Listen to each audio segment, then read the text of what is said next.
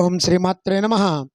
లలితా సహస్రనామ పారాయణలో భాగంగా ఈరోజు అమ్మవారి నామం 11 అక్షరాల నామం, 620వ నామం అనేక కోట బ్రహ్మాండ జనని.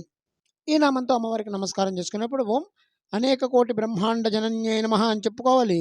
అనంతమైనటువంటి సమూహములుగా ఉండి బ్రహ్మాండములకు తల్లి అని స్థూలార్థం చెప్పుకుంటే, అసలు అర్థానికి వస్తే నారాయణదాస్ గారు ఈ నామానికి చక్కటి తెలుగు అనువాదం చేస్తూ, ఈ నింగి నేలలకెల్ల ముత్తవ్వ, అమ్మలకి అమ్మలకి అమ్మలకి అమ్మ ముత్తవ్వ అని చెప్పారు. కారణం, కారణానికి కారణం కారణం. ఈ నింగి నేలలకెల్లా సమస్త బ్రహ్మాండాలకి అవ్వ. చతుర్దశ భువనాలు కలిపితే ఒక బ్రహ్మాండం.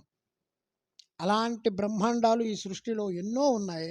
కనుక అమ్మ అనేక కోట బ్రహ్మాండ జనని, అనేక కోట్ల బ్రహ్మాండాలకు కారణభూతమైనటువంటి తల్లి అని చెప్పుకోవాలి.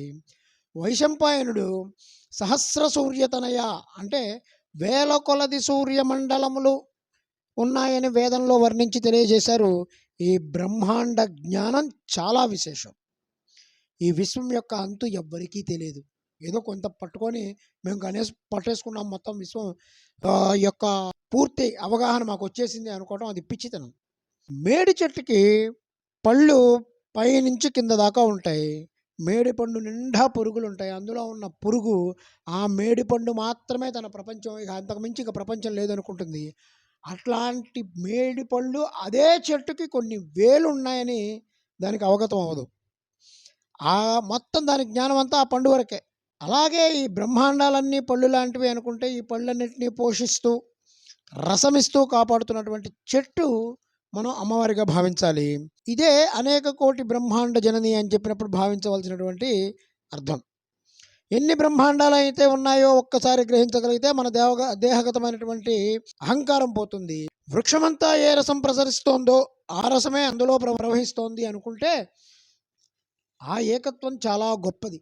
అనేక కోటి బ్రహ్మాండ జనని అనేటువంటి అద్భుతమైనటువంటి అంశాన్ని ఆవిష్కరించినటువంటి భారతీయ ఋషులందరికీ కూడా మనం నమస్కారం చేసుకోవాలి. అంతుపట్టని ప్రపంచమంతా ఒకే అమ్మ రూపంగా దర్శించగలిగేటువంటి కీలకం వల్ల భారతీయ ఋషులు దీన్ని పట్టుకున్నారు. బ్రహ్మాండాలకు అభిమాన దేవతలైనటువంటి విరాట్ మొదలైనటువంటి వారికి కూడా ఇది కారణమైంది.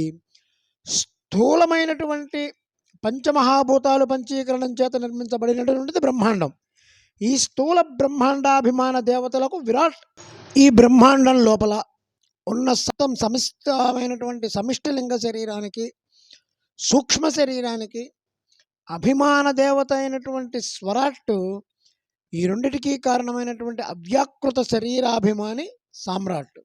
ప్రాధాన్యేన విరాడాత్మా బ్రహ్మాండాభిమన్యతే స్వరాట్ స్వరూపముభయం సమ్రాడిత్య బ్రవీత్ శృతి అని చెప్పి ఈ విరాట్ స్వరాట్ సామ్రాట్లను కూడా కలిగించినటువంటి పరమ కారణమైనటువంటి పరతత్వం జగన్మాత. ఆవిడ అనేక కోటి బ్రహ్మాండ జనని. ఓం ఐం హ్రీం శ్రీం శ్రీమాత్రే నమః. ఓం శ్రీ మహారాజ్ఞే నమః. శ్రీమత్ సింహాసనేశ్వర్యే నమః.